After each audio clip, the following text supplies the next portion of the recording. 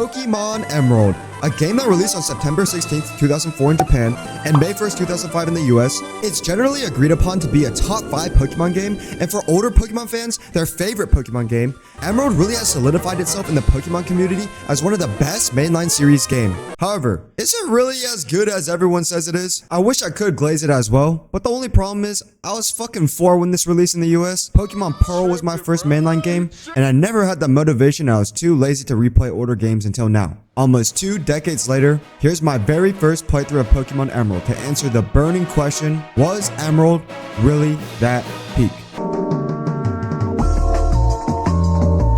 So we start off in the back of a moving truck to our new hometown of Little Root. Wait, shut the fuck up. Oh yeah, this is about to be good, bro. This music evokes a type of nostalgia I didn't know I ever had. It makes you feel like you've always been a part of the Pokemon franchise, even though I've never even played this fuck-ass game before. Excuse my language. Then boom! Straight into choosing your starter, no tutorial, no unnecessary dialogue, just straight to the point. That's what I like to see! Off topic, but how is this man Birch getting jumped by a Puccina when there's 3 goated-ass picks in your backpack? Before we reach Petalburg Town, Odell Town is a small little city with 4 buildings, and although simple, it's already planting into the player's brains that there are inaccessible areas that we can unlock later on in the game. And usually I don't really pick up the berries in Pokemon games, but the berries that you get in the early game are actually super useful in this game, as getting poisoned and especially paralyzed are a common ass theme in the early parts of Hoenn. Ah, Petalburg City. The city where you meet your father that's been glazed from the very start. And this wimp-ass kid Wally. Not much to do here, but does provide some nice context and relationship building with these characters. Also, +1 in my book for having reflection in this game. And double also, I found it hilarious that there's a rich kid that uses a fucking full restore on their fuck-ass level 14 Zigzagoon right before. It's the right amount of exploration for our early game forest area, and it also introduces one of the villains groups in this game, Team Aqua. Super early on, I love it. Now we finally arrive at Rustboro, where this holds our first actual gym leader battle, Roxanne, the rock type gym leader. Now, I went into this thinking, rock type? That shit is ass. And if I know anything about Rourke and Sinnoh, this about to be a motherfucking cakewalk. My Trico be feeling overleveled, grass is good into rock, but to my surprise, I actually lost the first time. Yeah, they were a little goofy, bro. I'm pretty sure the animation's still like this, and Now this genuinely might just be a skill issue, but I'm actually glad that I lost because this just means you can't mindlessly spam A to win. Anywho's, after beating Roxanne and getting the stone badge, we chased down a Team Aqua grunt who stole some Devon goods and saved this old man's Wingull he named Pico. Nothing too crazy, but I'm enjoying that the game has been keeping the villainous group pretty relevant in the storyline. We returned the Devon goods to Mr. Stone, and we received a Pokénav, which is a plus now, because I've been wondering where the fuck the region map has been. But high-key, also a con, because every motherfucker and their grandma wants your damn number in this game. Fuck no, I don't want your number, bro. Oh, also we're tasked with giving Steven a letter. Gonna breeze by this real quick since Guilford feels like a pit stop city in Hoenn. All you really do is just give the letter to Steven and battle the second gym leader Brawly, the fighting type gym leader. I will say though, the maze in this, although not too hard, but for a kid in like 2005 with no access to technology, this must have felt like a giant ass labyrinth with no end in sight. And I do like it when Pokemon games do the get lost and figure it out trope. I feel like it adds an additional layer of depth to the exploration and problem solving aspect of Pokemon. Hey, I'm also seeing a reoccurring theme here, but I lost to Brawly the first time thinking I could just button mash A. So thumbs up for the gyms in Hoenn so far, requiring you to fire off at least 3 brain cells to beat the... Alright, here is Slateport in a nutshell. Grown man falling for the oldest trick in the book. A bustling city with colors, some nice depth, and unnecessarily curvy as shit NPCs. Why the fuck is this NPC so fucking curvy with these pixels? Some more Team Aqua storyline and the Pokemon fan club, which if I'm being completely honest, I've probably checked out like once in my entire time of ever playing Pokemon. After Slateport is our 3rd rival battle with May. And if you choose Trico, this battle is low-key not that easy. But after a couple of minutes, okay, maybe a couple hours of grinding, we finally beat May and move on to Malvile City. And I've actually been enjoying the difficulty of the... Oh my motherfucking God. This was the hardest gym I think I've ever had to fight point blank period. Mobile holds the electric type gym leader where anything and everything fucking paralyzes you. And if you don't choose Mudkip or pick a ground type like Geodude, you better overlevel the absolute fuck out of your Pokemon to beat this gym. Voltorb, speed stat 100. Oh, you putting up a fight now? Let me just blow up. Electricizite, but then you have Magneton, who paralyzes you with Thunder Wave, never fucking misses with Shockwave, and then on top of that spans Supersonic, making this battle 100 times more infuriating than it already was. And that's not even Watson's motherfucking ace. He has a respectable level 24 Manectric with a Citrus Berry with pretty much the... You get my point. Remember how I said earlier that the berries in this game were actually useful? Yeah. 90% of what made them useful is this singular battle against Watson. Playing Grovyle into this team is a nightmare. I kid you not, I lost through this battle so many times that I ended up training my Curlia to damn near Gardevoir to beat this gym. Even then, I had to set up Combine not once, but twice in hopes of sweeping this battle. I know there's some skill issue involved, but goddamn, this fight is hard if you don't pick Mudkip. Moving on Mount Chimney, we dive more into the beef between Team Magma and Aqua. But before we do, the cable car is actually blocked off by 2 Magma Grunts, so we continue our journey through some volcanic ashlands that most definitely shouldn't be inhaled, especially by little children. We end up in Fallabor Town, which then feeds into Meteor Falls, where Aqua Grunts steal Professor Cosmos' meteorite. 1 second, can we appreciate the cave ambiance music? Let me hear this music real quick, chat.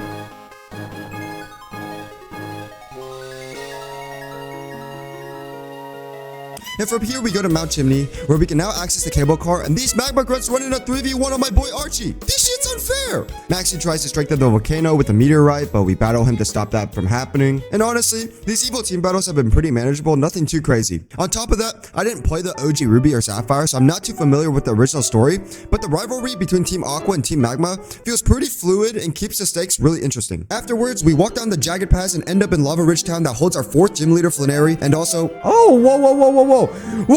We got naked old people! I'm telling you, Emerald is action-packed. However, honestly, I wasn't the biggest fan of this puzzle and maze, but at least if you have a water-type Pokemon, it just demolishes this gym. Also, I was wondering where the fuck the EXP share was at this point in the game, so I peeked a little bit and I saw that it's back in Rustboro after you finished Mr. Stone's request. I don't like the fact that you have to sort of go and backtrack to grab the EXP share, but I also don't hate that the game doesn't force this item to be a mandatory pickup. Here it comes. Petalburg City Gym, the place to run a fade with our dad.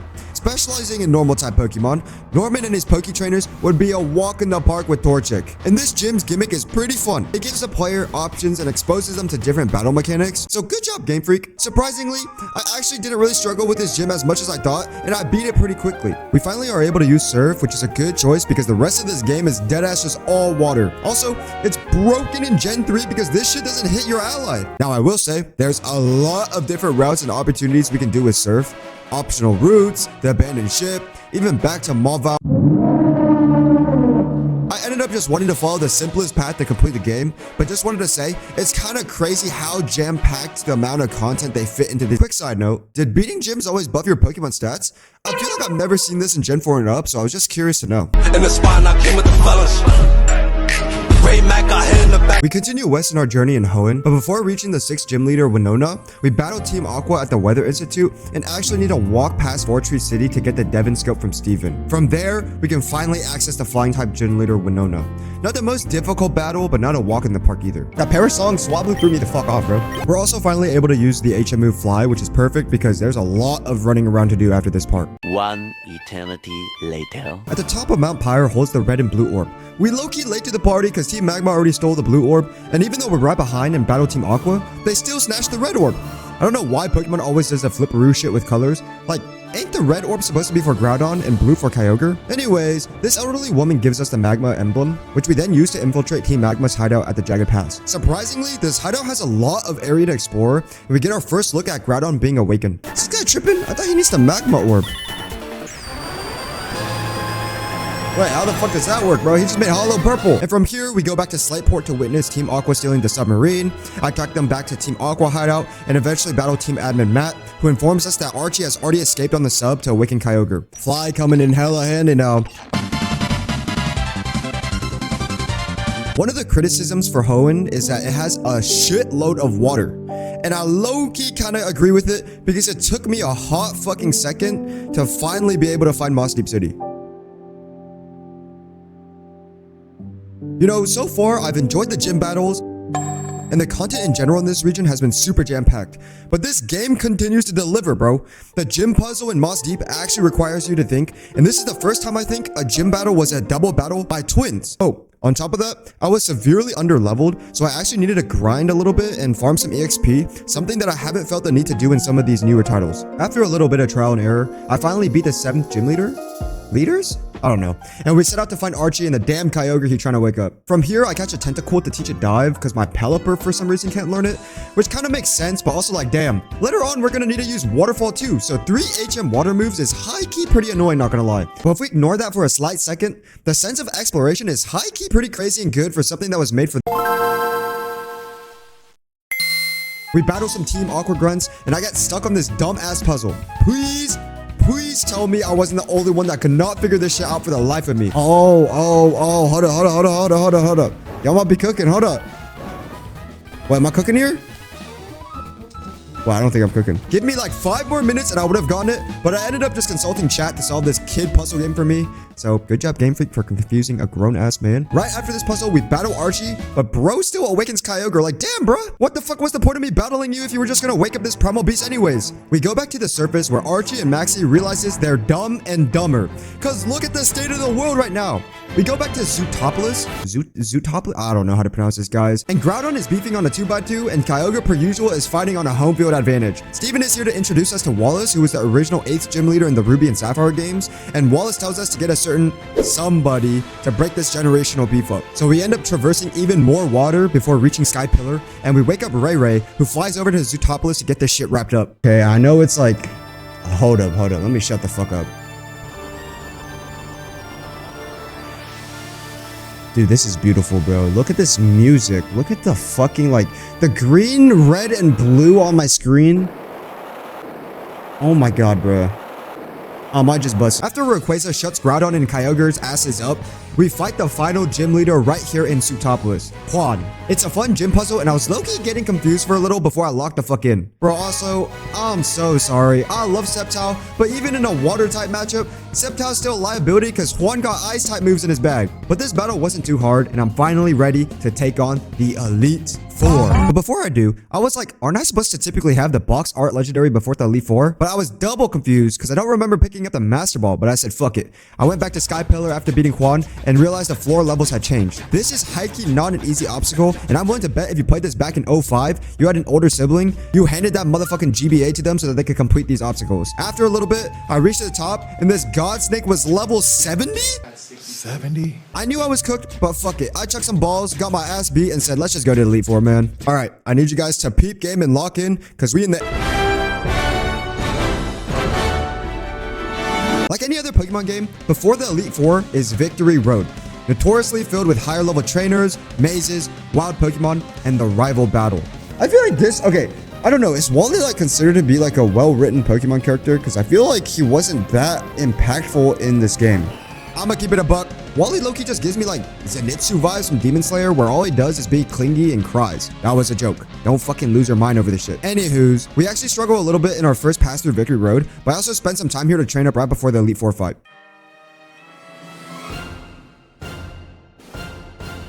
Woo, I'm hyped. I attempted the Elite Four quite a few times, but this is how the final successful run went. Our first battle is with Sydney, who specialized in the dark typing. The MVPs of this fight was Sceptile and my boy Flygon. This was a pretty smooth sailing fight. The only things that really fucked with me were Sand Attack from Mighty Yina and Swords Dance from Bumsoul. Other than that, that's 1 out of 4 down. Oh. Wait, who's my start? Uh-oh. I was not paying attention, chat. Phoebe specializes in the ghost typing, which in my opinion is just strong in general. Flygon takes down her first Dusclops, but I swapped to Pelipper because I know the second one has Ice Beam in the tank. Pelipper is barely able to close out her second Mon, so I send out my own ghost type Santiago the Sable-Eye. For the most part, this Mon has just been chilling in my 6th slot, but somehow starts putting up prime James Harden numbers in this battle. Taking out Dusclops with 1 Shadow Ball, then OKOs Banette with a lucky crit. Phoebe then sends in her own Sable-Eye, so I decided to switch out to Aggron to start stacking a rollout setup. This eventually takes out Sable-Eye, but I forgot that this guy's special defense is as strong as a fucking napkin. So the next Banette's Thunderbolt hits hard and paralyzes me. I end up losing both Sable-Eye and Aggron, but Sceptile is there to clean up the fight. 2 down, 2 more to go. I don't need to revive anything. I think this is doable, chat. Glacia is the third Elite Four member, and she's an Ice-type Pokemon user. Luckily, Gardevoir handles this with little to no issues by setting up that Calm Mind twice and sweeping. However, like PTSD, her Walrein survives with 1 HP and lands a paralysis with Body Slam. Luckily, Gardevoir Synchronize also causes Walrein to get paralyzed, and thankfully we land a Psychic through the paralysis and wrap up this fraud Elite Four. Now, Drake got the most aura out of the four. Why the fuck does an Elite Four member specialize in Dragon? And this was probably one of the most butt-clenchy fights I've ever witnessed. To start off, I'm dumb as shit sometimes and got distracted by chat, so I didn't revive or heal up any of my Pokemon. My lead was still a half HP paralyzed Gardevoir. But let me cook here. I go for a full heal since I know Sheldon goes for Protect, and I try to make the best out of a shit situation by setting up 1 Calm Mind. Sheldon retaliates with the Rock Tomb, which thankfully doesn't kill me, but puts me in a bad spot because my speed has been lowered. I'm able to take out Sheldon with a Psychic, but Drake's Flygon easily sends my Gardevoir to the grave. When all hope seems lost, my Flygon clutches. Dragon Breath, boom! Paralyzes Drake's Flygon and wraps that shit up. Altaria comes in and I decide to revive my Gardevoir, and they set up not 1, but 2 Dragon Dances. Oh my god, bro, I'm praying. But boom! I ask and I receive. Flygon hits another paralysis, quite literally clutching and preventing Altaria from sweeping the rest of my team. Kingdra then comes out, and you thought this was wraps? Nah, grab your popcorn and sit your ass back down because we hit another paralysis. I don't know what the odds of hitting 3 back-to-back paralysis were, but I know the Pokegods were just inflating my RNG at this point because of how ass I've been playing this whole game in general. Kingdra can't move, and my Flygon sends that motherfucker to the grave. Now, Drake's ace is a Salamence.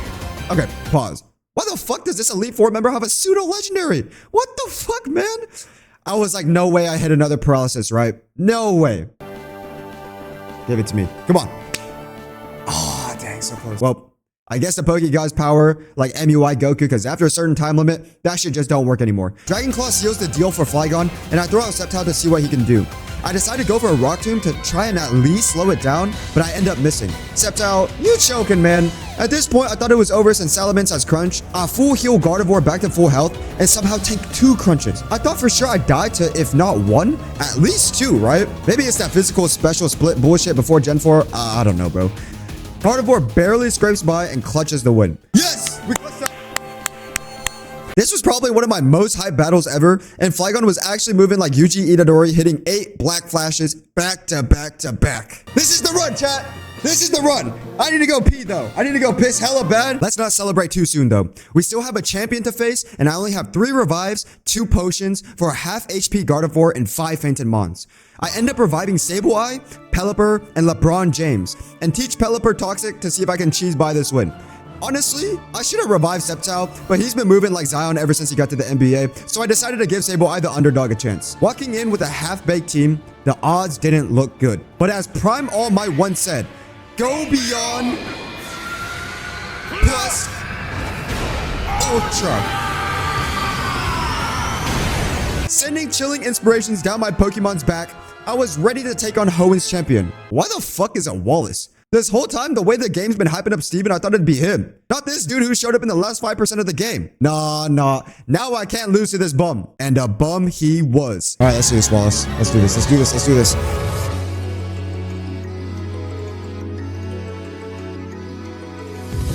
Dude, the 3 Calm Mind. No, it's worth it. I one-shot here. 100% one-shot here.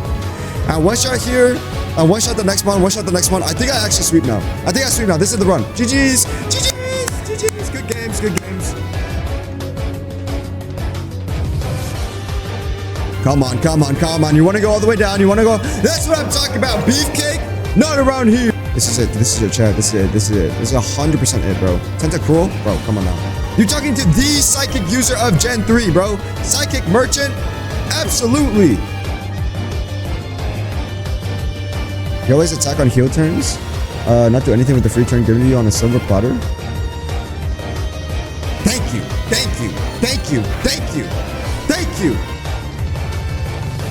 you. Get this guy out of here. Oh my gosh. Double team Merchant. Psychic. Let's go. Show me it. Talk to me. That's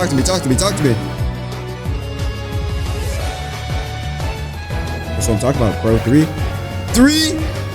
Three Calm Minds is all I need. I got +3 special attack right here for you.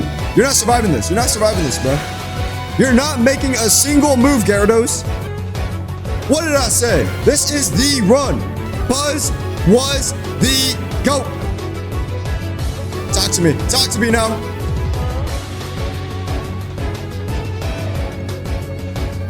Oh, shoot. Whoa. Hold up now. Talk to me nice. Oh, bro, I got too confident. No! I back that! I back that! The male Gardevoir, level 59. Made me the king of Hoenn, bro. The champion of Hoenn. I own this region. And with that, ladies and gentlemen, concludes my first ever playthrough of Pokemon Emerald. Honestly, this was such a fun game to play and stream. From the sheer amount of content, to the music and the theme songs. This game low-key made me feel like a kid again. Not in a weird way, okay? To add to that, I put about 40 hours, I think, into the game, but I'm guessing I've easily got another 10 or 15 if I wanted to fully complete it. It's also currently 5 a.m. and I'm trying to wrap up editing, so I'll play the credits and yap about some additional pros and cons that I may have missed in the video, with my final rating and conclusion at the end. Starting off, I love the guy in the glasses who just runs around the region glazing you.